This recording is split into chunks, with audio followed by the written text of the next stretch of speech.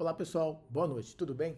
No Confloss, na veia, dessa noite, nós vamos disponibilizar a gravação da PHP Conference de 2024. Aqui no descritivo você identifica todas as informações a respeito da palestra. Não deixe de acompanhar o nosso trabalho e lembrando as conferências Floss de 2025. Sou DevCon, Confloss e PHP Conference Brasil. Esses três links desses três eventos estão aqui no descritivo do nosso vídeo. Se você é uma empresa e quer apoiar o evento, seja com um patrocínio ou algum outro tipo de apoio, entre em contato conosco, comigo, Anderson, ou com o Galvão. Aqui dentro do descritivo, de novo, desse vídeo, você identifica os nossos canais. A melhor maneira de entrar em contato conosco, que é através das nossas contas no LinkedIn. Acompanhe agora a palestra. A gente vai dar início aqui nessa sala, a sala 2. Metodologias ativas, um desafio na formação de software engineers, com o Léo. Muito obrigado pela sua participação, por compartilhar o seu tempo e o seu conhecimento com o público do evento. A gente só consegue fazer um evento assim porque a gente conta com palestrantes, pessoas como você que podem nos apoiar dessa forma, tá? Então, nosso muito obrigado mesmo. A gente vai dar início agora, às 14h30, e vamos até às 15h30. Léo, você pode soltar suas respostas às perguntas no decorrer da palestra ou no final da apresentação. Você escolhe, tá bom?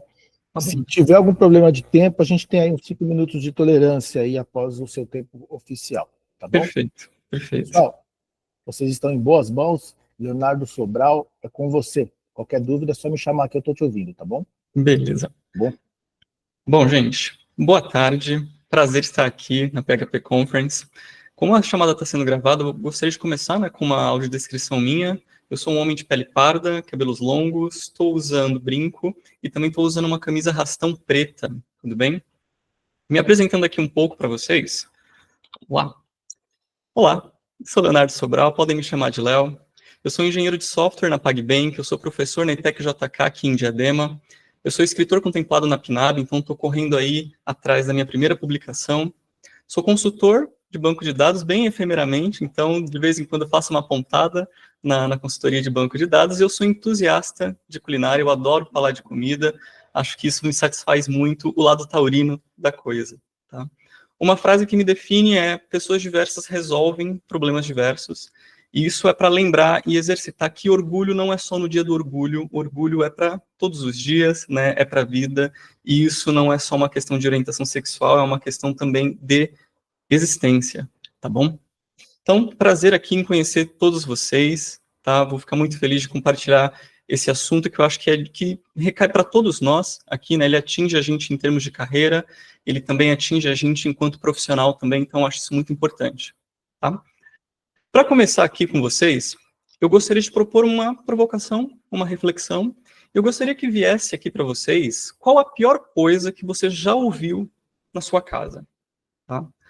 Como professor, eu fiz essa pergunta para os meus alunos e eu obtive algumas respostas assim bem diferentes.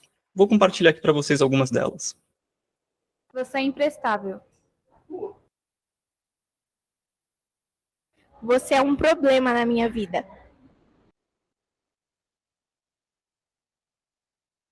Você só me dá decepção. Quando eu pergunto isso para os meus alunos, né, e agora perguntando aqui para vocês, qual a pior coisa que vocês escutaram já em casa, pensa que essas respostas que eu acabei de mostrar para vocês são alunos, são adolescentes, são jovens que estão cursando aí um técnico em desenvolvimento de sistemas, né? E quando eu recebo esse jovem numa sala de aula, eu tenho um grande desafio. Além de passar a matéria de tecnologia, que já não é muito fácil por si só, eu também tenho que lidar com uma personalidade que está fechada a aprender, uma personalidade que está sendo moldada a entender que ela é um erro, que ela é uma falha, que ela está decepcionando alguém. Então, como é que eu posso garantir que a partir do momento em que um aluno meu ele entra numa sala de aula, ele entenda que ele não é isso, que ele é mais do que isso, né? Que ele pode aprender, que ele deve continuar aprendendo, né? Então, foi pensando nesse desafio de sala de aula que eu trago aqui para vocês, né, o tema de metodologias ativas. E aqui, né, a reflexão que eu trago para vocês também, né, como ensinar uma pessoa que cresceu com medo de aprender. Tudo bem? Então, aqui, pessoal, a gente vai falar um pouco sobre os desafios que isso impactam na formação de novos softwares engineers, como que as empresas podem se posicionar, o que que elas têm feito, o que que o governo tem deixado de lado, o que que ele tem se empenhado em corrigir, tudo bem? Então, a gente vai fazer uma jornada aqui para compreender, né, esses desafios e entender quais são as nossas oportunidades nesse mundo. Antes de mais nada, eu gostaria de começar aqui explicando para vocês um pouco sobre como que funciona o sistema de aprendizado brasileiro. Tá? Então, a gente precisa entender ele um pouco, antes de mais nada, e é interessante notar que o nosso ensino, o ensino brasileiro, o ensino nacional, ele é dividido em dois segmentos. A gente tem o ensino básico e o ensino superior. Tá? O ensino básico, a gente destrincha ele em outras duas vertentes, que é o ensino infantil, o ensino fundamental. O ensino infantil, ali a gente compreende as creches, as pré-escolas, os prezinhos. No ensino básico, a gente compreende o ensino fundamental, que é o ensino fundamental 1 e 2, é o maior período que a gente passa dentro da escola, né, 8 anos. E a gente também tem o ensino médio regular, que são 3 anos. Né? Terminou o ensino fundamental 2, a gente começa o ensino médio. E, por fim, a gente tem aqui o ensino superior, as graduações com bacharel, licenciatura, tecnólogo, pós-graduação. Cada um desses segmentos, o infantil, o fundamental e a graduação, eles têm responsáveis, né? Eles têm uma entidade do Estado que fica responsável por eles. O infantil é responsabilidade do município, o fundamental é de responsabilidade do Estado, enquanto que a federação ou a União, né, do nosso governo federal, é ela quem cuida ali da parte da graduação. Então, toda e qualquer mudança que venha a haver na legislação, então, isso é assegurado pela Constituição, aí que vem a mão da federação em cima para dar uma regulada nisso tudo. Tudo bem? E essa distribuição de como que é o nosso aprendizado, né, de como é essa estrutura do aprendizado brasileiro, ela é garantida pela Constituição. É ela quem define que o município é responsável por tal, que o Estado é responsável por esse e a União é responsável por aquele. Tá? A nossa educação, ela tem alguns objetivos aí a cumprir. A gente tem um Plano Nacional da Educação, a PNE, e a gente também tem a Base Nacional Comum Curricular, que juntas, elas definem metas até 2030, que são de erradicar o analfabetismo, garantir o acesso do ensino, melhoria contínua da qualidade de ensino, valorização dos profissionais, estabelecer competências e habilidades e promover educação com base na demanda de mercado. Tá? Então, a gente tem uma estrutura, né, cada um com seus responsáveis, e essas entidades públicas, né, essas entidades aqui da nossa nação, elas têm esse objetivo aqui. E se a gente parar para pensar, refletir um pouco, eu imagino que cada um, né, absorva a educação como a partir da sua própria perspectiva, vendo notícias. Por mais que esses objetivos eles sejam lindos, se a gente parar para pensar que estamos em 2024, estamos bem longe de atingir isso daqui para 2030. Né? Então, a gente está com um prazo muito curto para erradicar o analfabetismo, para garantir acesso ao ensino. Então, apesar da gente ter esses objetivos aqui, a gente passa por muitos desafios.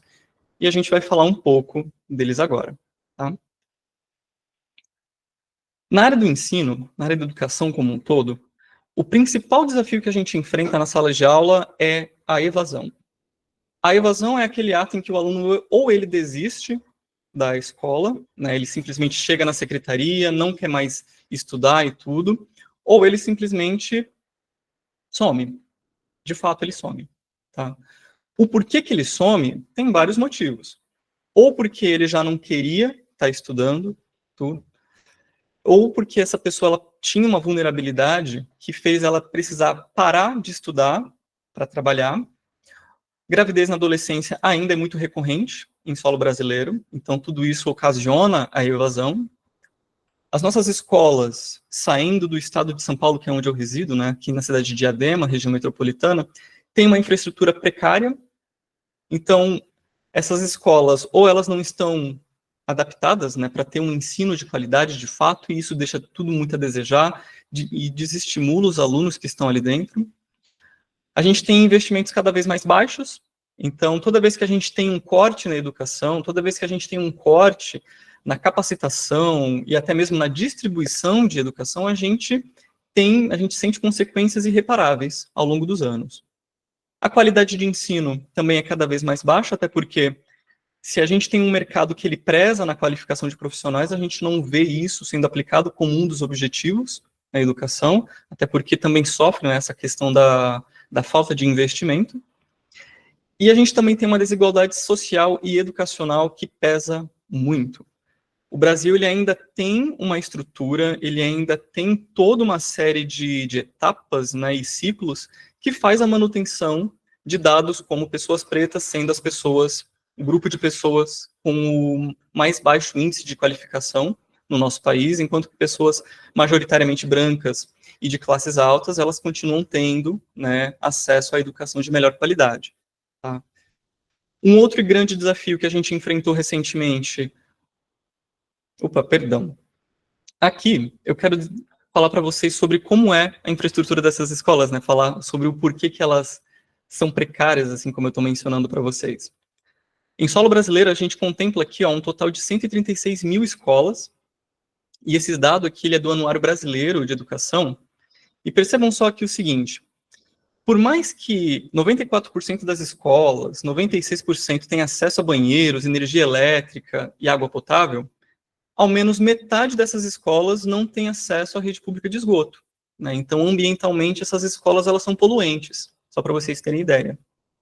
Do outro lado aqui, por mais que as escolas tenham 88% de acesso à internet, isso não significa que essa internet é de uso fruto dos alunos, mas sim do uso fruto dos funcionários que trabalham ali, né? Para fazer lançamento de chamada, preenchimento dos sistemas e tudo. Então, por mais que tenha acesso à internet, isso não quer dizer que é o aluno quem está acessando. A gente ainda tem muito poucas escolas com laboratórios de ciências, poucas escolas com laboratórios de informática, e menos da metade dessas escolas possuem sala de leitura e ou bibliotecas. Tá? Um outro dado aqui também, né, que é sobre o mercado de trabalho, a gente pode ver aqui que a população preta, né, a população preta da nossa sociedade, ela é o que possui o maior grau de não instrução pelo ensino fundamental, pelo ensino médio e pelo próprio ensino superior. Tá?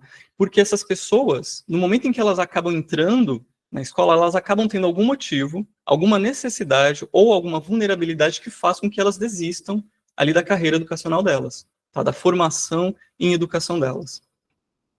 A gente ainda continua tendo pessoas brancas que majoritariamente são mais ocupadas do que pessoas pretas, e a ocupação aqui são aquelas... O que se dá para falar como ocupação aqui é o fato da pessoa estar ou não trabalhando, tá? E a taxa de desocupação é quando a gente lida com pessoas que nem trabalham ou nem estudam, tá? Agora sim, falando, né, dos desafios aí da pandemia, a pandemia em solo brasileiro ela teve uma consequência avassaladora na educação, até porque o Brasil ele foi o segundo país do mundo com o maior período de escolas fechadas. A gente teve ali também uma falta de acessibilidade e alta da vulnerabilidade, que já não era baixa. Então, o que é isso? Quando eu fecho as escolas e eu mando os meus alunos para casa, começo a fazer ali aulas online e tudo, eu não dou a garantia de que esses alunos tenham acesso à internet. Tá? Eu também não dou a garantia de que esses alunos estão se alimentando, até porque parte dessas famílias, né, parte das grandes famílias que foram afetadas, tinham como uma das refeições a merenda escolar.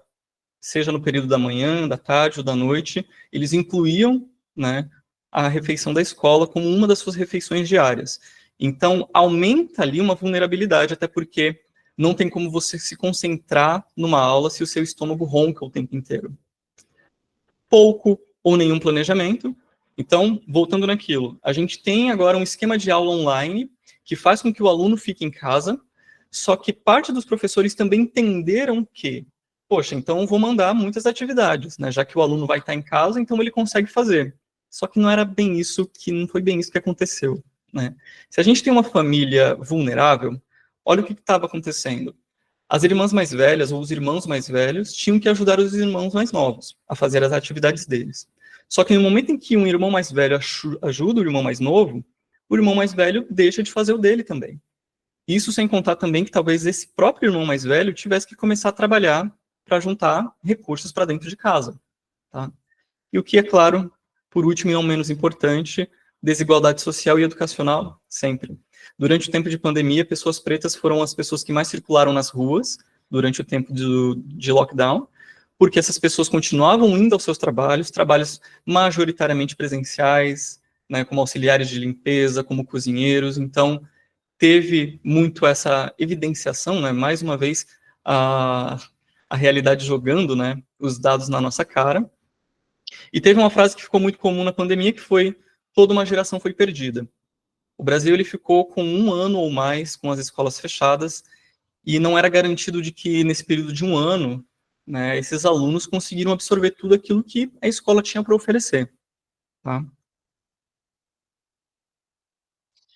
Qual que é o impacto de quando a gente fala desses monte de desafios, né, de todas essas derrocadas, desses objetivos que, na teoria, eles são muito lindos, mas que eles não são nem um pouco, né, atingíveis em termos de período?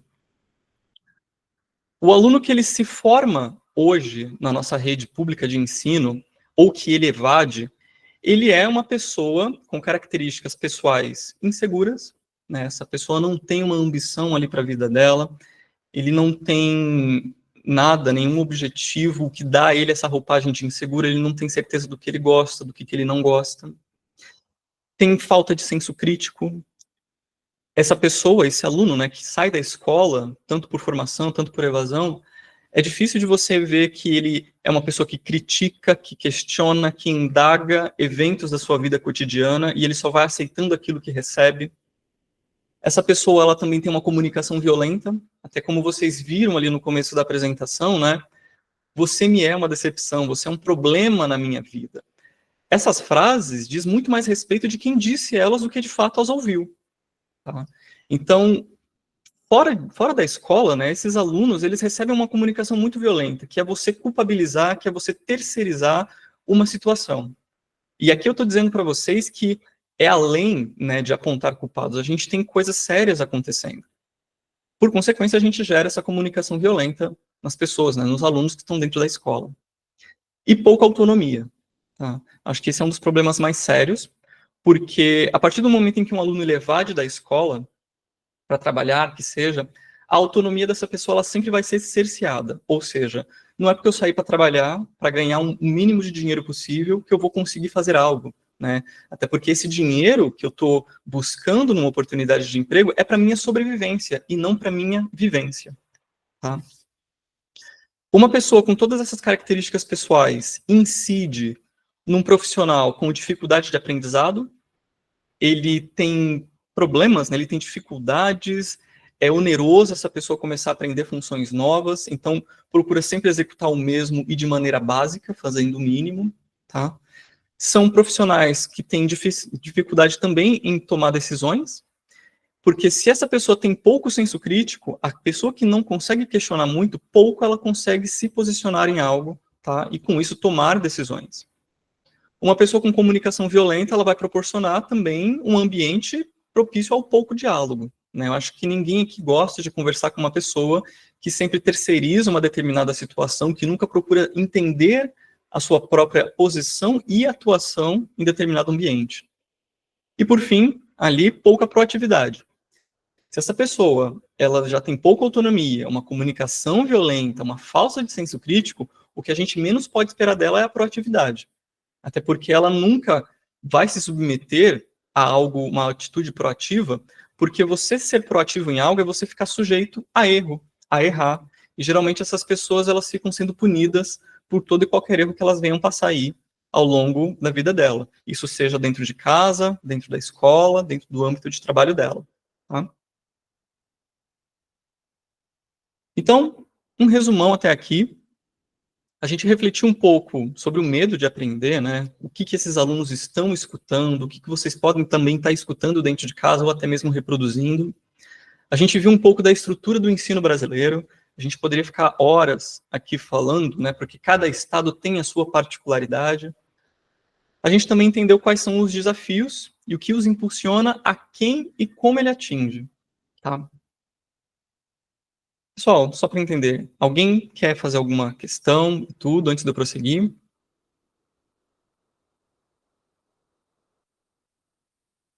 Pode falar, Luiz.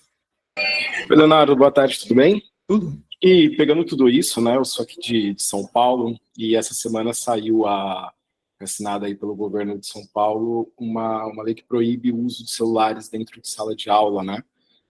Como que você vê isso tudo assim, né? A gente veio da pandemia, também sou professor, né, do projeto do Novo Tec, né, que é o novo ensino médio dentro aqui das escolas públicas. E realmente, né, o acesso à tecnologia é difícil, o aluno ele não consegue fazer um trabalho em casa porque ele não tem computador, a escola só tem um laboratório de informática, então você só consegue fazer algo prático com os alunos uma vez na semana, e às vezes você usa o Kahoot, você pede uma pesquisa no celular, etc. Então não poder usar o celular dentro de sala de aula impacta um pouco, e pelo menos eu vejo como uma contramão, né? A gente aprendeu na pandemia que precisava avançar a educação e usar a tecnologia, né, como uma ferramenta, né?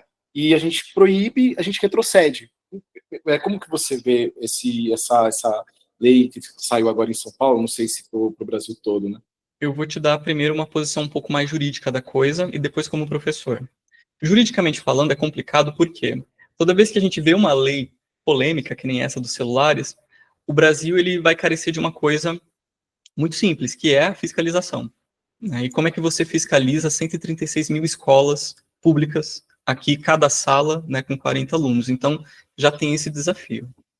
Enquanto professor, eu vejo para você que eu acho muito pouco efetivo, tá? Por quê? A gente já está meio que se adaptando aos celulares. Eu vou até abrir aqui um gancho, né, ao longo da palestra também, para falar sobre inteligência artificial e como se adaptar a isso. Então, tentando resumir toda a minha sensação para você, né, tentando te responder, não sei se vocês já ouviram aquele ditado do tipo assim, quanto mais você tenta proibir, mais que a gente vai fazer, quanto mais você tenta coibir uma atitude, mais essa atitude ela vai ser cometida, é essa questão dos celulares, sabe? Não sei se eu te respondi a sua pergunta, tá bom? Não, sem responder, ainda mais adolescente, né? Exatamente, exatamente. Bom, vou tocar aqui então, gente.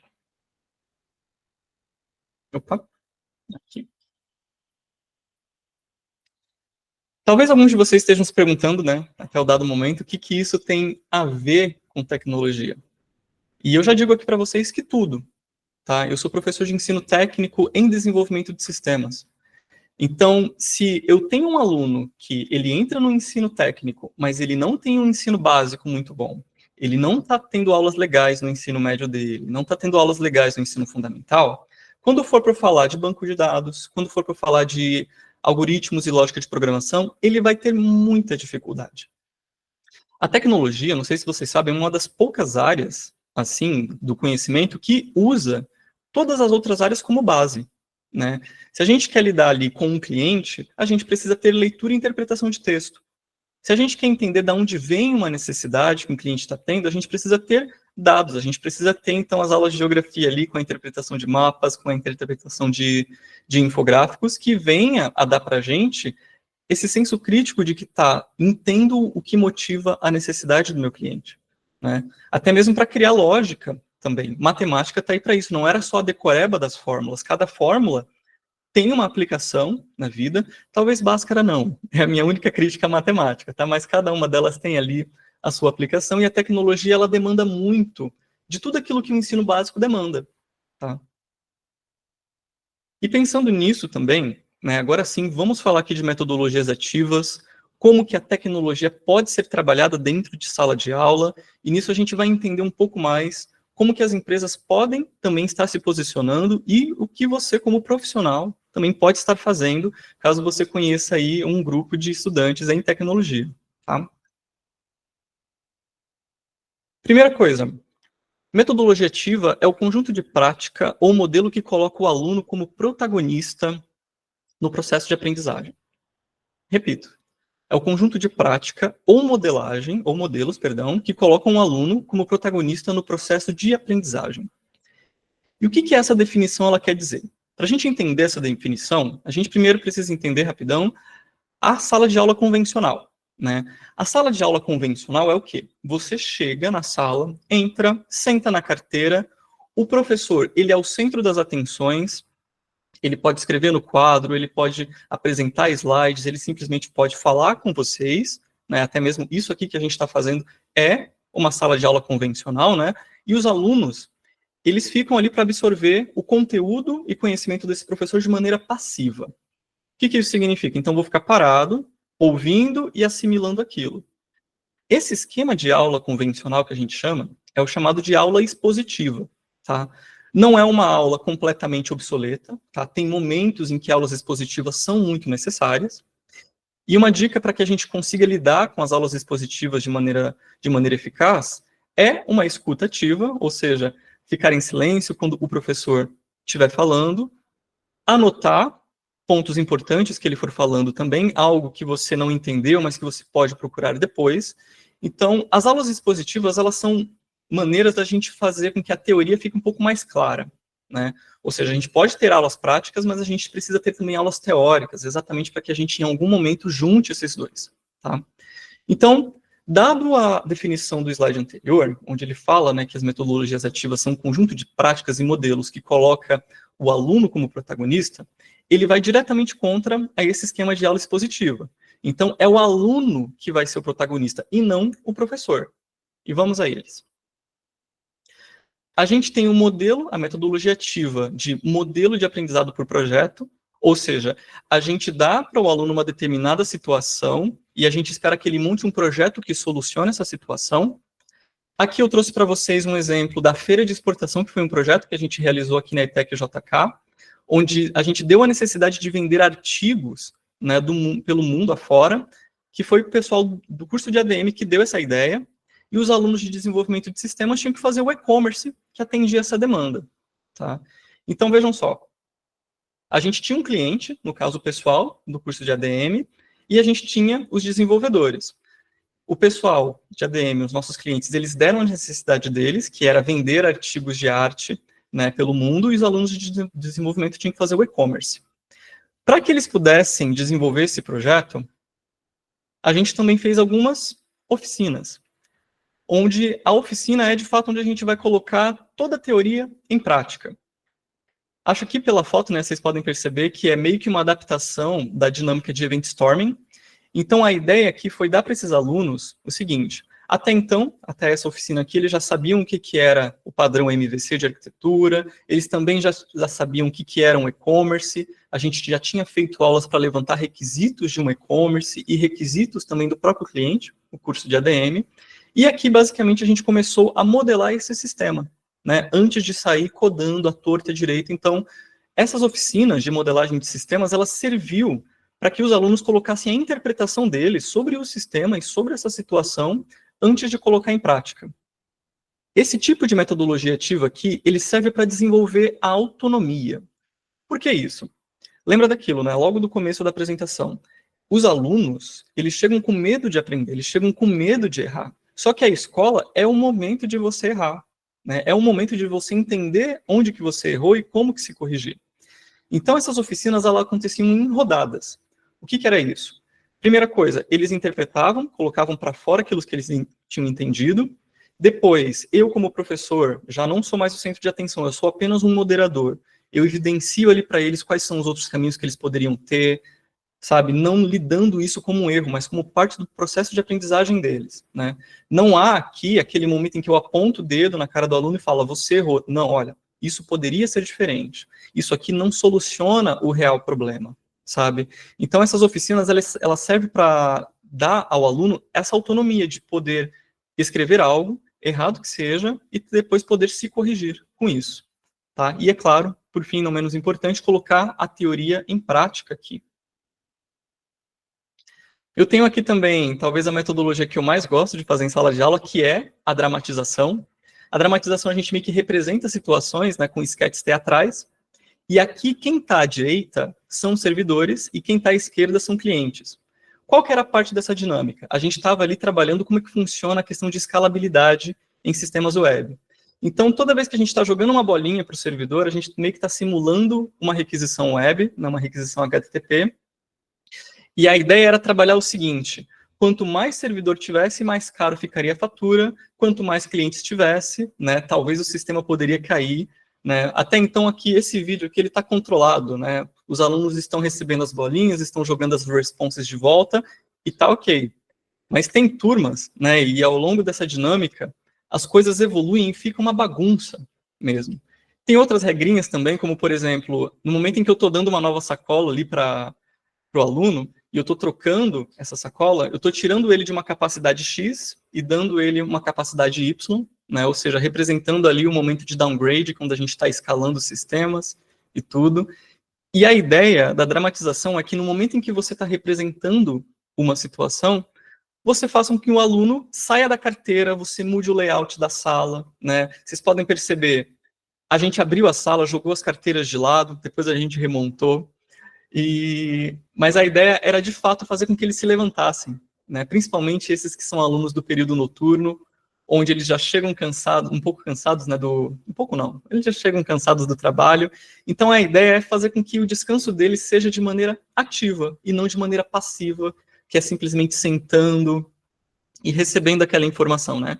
Eu poderia muito bem passar o que é escalabilidade horizontal, vertical, tudo na lousa, mas isso, de fato, eles poderiam escutar por um ouvido e sair pelo outro muito fácil, sabe? E a gente tem muitas outras metodologias, também é um assunto que a gente poderia divagar aqui por muito tempo. A gente tem a gamificação, que é quando você instiga os alunos a desenvolverem algo com uma competitividade, visando algum prêmio para esses alunos. Uma única contravenção que não é legal fazer em gamificação é dar prêmios em dinheiro, tá? Porque senão isso você mais estimula a ganância do que, de fato, o aprendizado, tá? Seminários também são momentos que a gente pode fazer aí metodologias ativas. Eu lembro que no meu período de faculdade, seminário era uma coisa completamente assombrosa, né? Os meus colegas, eles odiavam porque eles eram muito mais introvertidos do que eu adorava. A gente também tem aqui a aula invertida, que é quando o aluno ele usa o computador em prol do aprendizado dele, que foi até o Kahoot que o Luiz tinha comentado, que em vez de eu dar uma prova escrita, né, toda formalzinha, cada um na sua carteira e tudo, vamos fazer um Kahoot, né? Porque cada um vai ter o seu celular, cada um vai responder tudo, todo mundo ali vai estar na mesma situação, então você instiga ali tanto a gamificação como a aula invertida, e você também tem uma cultura maker ali por trás. A cultura maker nada mais seria do que você simplesmente colocar o aluno para fazer as coisas, né? Não adianta eu falar sobre algoritmo, lógica de programação e não colocar ele para programar de fato, tá? Então a cultura maker é você colocando toda a sua teoria em prática de alguma maneira. Acaba por aqui? As metodologias ativas, elas são bala de prata para todos esses desafios que a gente falou? Com certeza não, tá? Aqui eu trouxe para vocês de exemplo, eu não vou soltar esse vídeo, podem ficar tranquilos, mas tem essa reportagem da BBC News Brasil, né, sobre o segredo da melhor educação, que ela faz o seguinte. Essa reportagem, ela compara duas cidades do Brasil com o mesmo índice de pobreza, porém uma dessas cidades tem o melhor índice de educação básica, enquanto a outra tem o pior. Então, a reflexão dessa reportagem é o seguinte, poxa, como é que eu tenho duas cidades igualmente pobres, mas uma delas é a melhor na educação e a outra é a pior? Então ela divaga nesses sentidos, e o que mais fica em evidência nessa reportagem aqui, que não são só metodologias educacionais que se surtem efeitos nos alunos, tá? A cidade que ela tinha melhor índice de educação, ela fez uma atitude muito interessante. Na cidade do Ceará, né, a professora notou, ou ela, né, lidou ali com o fato de que os alunos, eles demoram 2 horas para chegar na escola.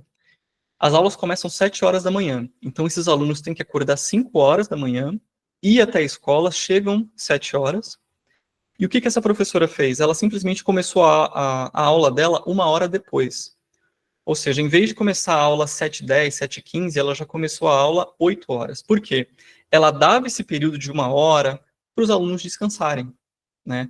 Os alunos não passaram a chegar mais tarde por conta disso, muito pelo contrário, eles conseguiam aproveitar mais o período escolar.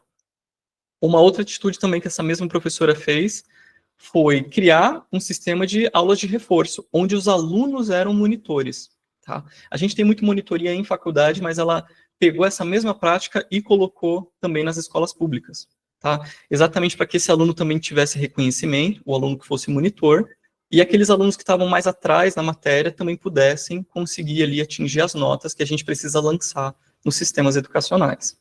Tá? Então, vejam só, não são grandes feitos, né, não são grandes atitudes ou atos de investimento. O fato de você atender uma demanda, de você acolher o aluno, já é uma maneira de você ganhar não só a atenção dele, mas também todo o momento de aprendizado dele. Tá? Aqui também uma matéria falando sobre o uso de IA, né, na educação. Esse aqui é um pouco polêmico, porque se a gente se a gente pegar a Suíça e comparar ao Brasil, né, é quase que injusto. Até porque também o Brasil é um país de tamanho continental, a Suíça poderia ser uma cidade dentro do estado do Mato Grosso, por exemplo. Tá? Mas qual que é o ponto aqui? O professor ele teve um discurso que ele disse o seguinte: eu não posso evitar com que as tecnologias entrem na sala de aula. Esses alunos vão trazer porque é o que eles estão absorvendo o mundo afora, escola afora. Mas aqui ele definiu maneiras de avaliar o uso das inteligências artificiais. Né? Então ele passava uma atividade para os alunos que era feita inteiramente com o ChatGPT. Não sei se vocês sabem, mas um dos problemas que nós professores, né, a gente enfrenta em relação ao ChatGPT é que a gente passa um trabalho para casa, ou a gente passa uma prova, uma atividade que seja, os alunos pegam o nosso enunciado, colocam no ChatGPT e mandam um GPT resolver. Até então, tudo bem, entre aspas. Mas o problema é que o aluno, ele simplesmente pega a primeira resposta e já acha que aquilo ali é certo, né? Que aquilo ali já está resolvido. Só que não é assim, né? Como é o ChatGPT, é uma linguagem que está aprendendo também, às vezes as respostas precisam ser refinadas. E talvez a maior problemática disso tudo é que o aluno ele fala que a nossa questão, né, que o nosso enunciado não estava correto. Então você tem aí inversão de valores, que é aquilo que eu tinha mencionado, que é quando você culpabiliza o outro, né, em vez de entender a sua posição ali naquele ambiente. Tá? Para findar aqui essa questão da educação, é interessante que a gente pense que ela é um bem imaterial. O impacto da educação e de qualquer alteração que a gente faça nos planos de aula é um impacto de longo prazo. Então, se eu altero o ensino médio hoje, eu só vou sentir impacto daqui a 3 anos, que é quando as turmas se formarem, que aí eu posso ver qual que é a incidência de qualidade, onde foi que a gente cometeu falhas, onde foi que a gente cometeu acertos. Tá? E é fato que a educação, ela transforma, ela humaniza e ela conscientiza. Às vezes pode passar batido na gente, né, de que a escola é muito aquele período da gente entrar, sentar na carteira, anotar, fazer trabalho e ganhar nota, né, e a gente acha que nada vai além disso, mas ela vai sim, né, até porque se você lê, se você escuta ativamente, você consegue fomentar, mesmo que de maneira muito discreta, senso crítico, autonomia, né, interpretação dos fatos, posição, autonomia, senso crítico, tudo bem? E aqui eu trago uma frase para vocês que é: se a educação sozinha não transforma a sociedade, sem ela, tampouco a sociedade muda. Tá? Pessoal, até esse momento, tá tudo certo para vocês? Alguém quer fazer alguma dúvida?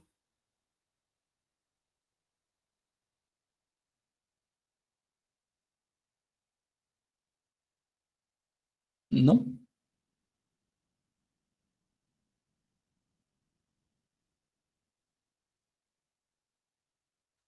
Vou tocar aqui então. Opa, beleza, obrigado, Luiz. Bom, para vocês aqui agora, eu gostaria de propor a seguinte reflexão, tá?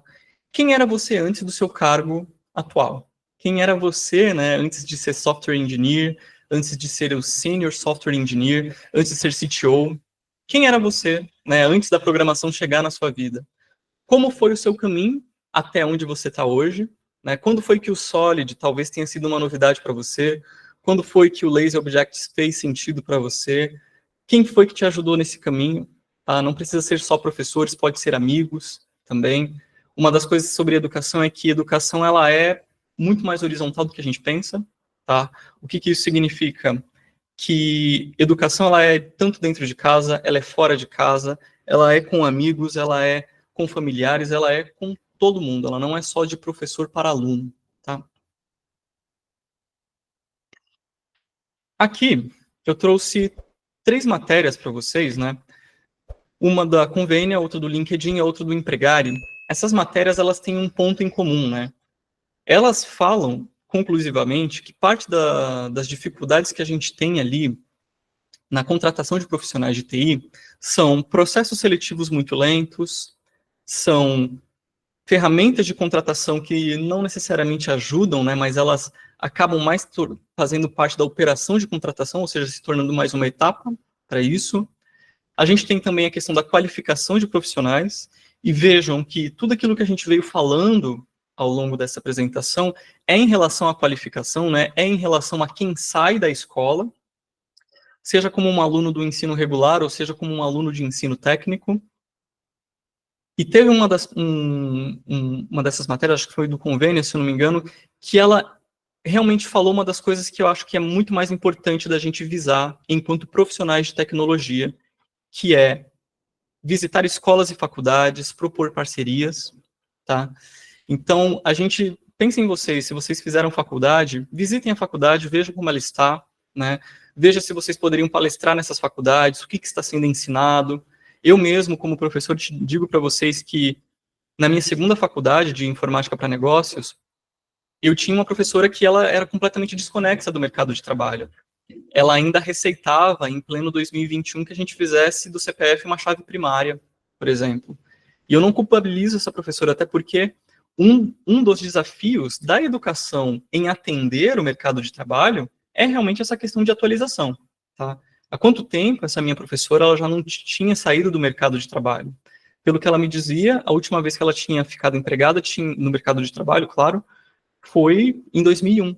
Então, a gente tinha aí uma lacuna de 20 anos, que muita coisa aconteceu entre 2001 e 2021, que, por exemplo, ela não tinha se atentado muito bem. E essa questão de não se atentar às novas tendências do mercado é porque a vida de um professor, imagino que vocês saibam, ela é muito corrida, né? O nosso processo de aprendizado, ele é um 2.0, porque a gente precisa aprender para repassar o conhecimento para os alunos. E nisso de reaprender, há muita desmotivação. Quanto mais baixo é o investimento em educação, menos a gente capacita e qualifica também os professores, então isso acontece bastante. Então eu proponho aqui, né, visitar escolas, faculdades, propor parcerias, promover vagas e eventos que fomentem essas conexões. Eu acredito que todo mundo que esteja aqui na PHP Conference veio um pouco por conta do conhecimento, veio até por conta de conexões. Eu consigo ver algumas pessoas que eu conheço aqui já, Alan, Gabriel. Então, pensem que esses jovens que estão dentro das escolas, faculdades, eles também são pessoas que não sabem de muita coisa, né? Eles não têm uma real noção de como que o mercado é, do quão cruel ele é e do quão oportunista ele também é. Oportunista eu quero dizer em termos de oportunidades, né? Receito aqui, se você for empresário, se você conhece alguém que tem vagas, para fomentar vagas de júnior, programas de estágio e trainee. Eu acredito que todo mundo aqui na carreira, né, ninguém nasceu CTO, né, o primeiro cargo nunca foi um cargo de liderança, nunca foi um cargo já com responsabilidades muito bem definidas, como é uma pessoa plena, uma pessoa sênior, por exemplo. Caso você faça parte ali do processo de contratação dessas vagas e tudo, dê feedbacks sinceros e assertivos. Como assim, Léo? Se você tem uma pessoa muito inexperiente, né, fala para ela, olha, você não atendeu a gente nesse requisito, naquele, a gente sentiu falta de experiência nisso. Fala para essa pessoa, tá? Mesmo se a vaga também já tenha sido preenchida, fala para essa pessoa que, olha, apesar da vaga estar preenchida, a gente analisou seu perfil, né, e a gente não conseguiu prosseguir por conta de tais motivos. Isso já é muito bom, porque a pessoa que recebe esse feedback, ela consegue se reavaliar também, né? Conseguir estudar um assunto novo, ver onde ela pode estar errando, ver onde ela pode estar acertando. Às vezes é muito ruim a gente sair de um processo seletivo, seja qual etapa que for, e a gente não ter um feedback, porque você não sabe se você realmente está com um perfil bom, se você não está com um perfil bom. Então, dar feedbacks é uma maneira da gente poder engajar uma melhor qualificação nas pessoas, porque aí você retorna para ela onde ela pode melhorar e ela pode ter o poder de barganha e melhorar depois, tá?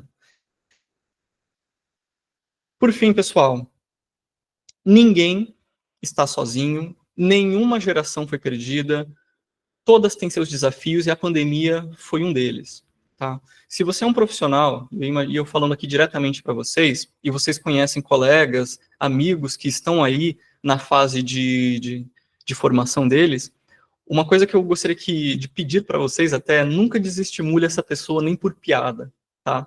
A gente sabe que toda e qualquer área tem desafios, né? E não é interessante a gente relativizar esses desafios, né? Não é interessante a gente criar um desestímulo com base nesses desafios, tá? Até porque esse jovem, essa pessoa que ela está nessa formação em tecnologia, ela tem uma outra cadeia de coisas que desestimulam ela. Seja desde uma casa, uma família, um contexto familiar complicado, seja até uma escola também que não favorece muito o aprendizado dessa pessoa. Eu acho que nós, enquanto profissionais de TI, a gente não precisa assumir essa posição de relativizar os nossos desafios, as nossas dores e desestimular essa pessoa, tá? E se você é essa pessoa também que gostaria de palestrar, eu mesmo já digo para vocês que a TecJK, a gente está com um projeto lá, que é o projeto JK Talks, onde a gente está tentando trazer profissionais de fora para palestrar para essas pessoas, fazerem sorteios, né, para a gente promover eventos de TI também na própria Tech, né? Até porque a maioria dos eventos de tecnologia, eles são pagos, então uma das experiências e metodologias ativas que a gente tem tentado fazer na ETEC é levar vocês para os alunos verem que, olha, a realidade é essa, não é tão bonito quanto se fala, não é tão glamuroso quanto se vende por aí. Eu acabei não comentando, mas um dos problemas da pandemia que aconteceu foi, vieram muitas escolas online, né, de programação, fazendo a seguinte propaganda: estude 3 meses de determinada linguagem e ganhe X depois desse período, o que não é verdade, né? Como é que você consegue dar toda uma barganha, senso crítico, conhecimento técnico para uma pessoa em 3 meses? Por mais intensivo que seja um curso, né? A tecnologia, eu imagino que todos aqui já passem isso à sua maneira, a gente precisa de tempo, né? O tempo na maneira com que ele passa, para a gente adquirir conhecimento pessoal, formação pessoal, para que a gente consiga lidar com esses desafios da nossa melhor maneira possível, tá?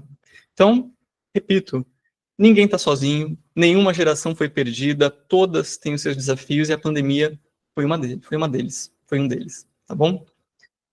Então, pessoal, aqui para vocês eu compartilho as minhas referências bibliográficas, tá? De todos os assuntos, os documentários, aquelas matérias da BBC News Brasil e a outra também, eu já deixei tudo aqui linkado no slide para vocês, vou compartilhar, tá bom? O meu sincero obrigado pela atenção de vocês, e quem puder seguir nas redes sociais, estou aqui, tá bom? Obrigado. E é claro, gente, quem tiver perguntas, pode falar, abre o mic. Se você tem uma perspectiva diferente daquilo que eu falei, bora conversar, porque educação se faz assim. Diga lá. Boa tarde novamente, Léo. Boa tarde para todo mundo.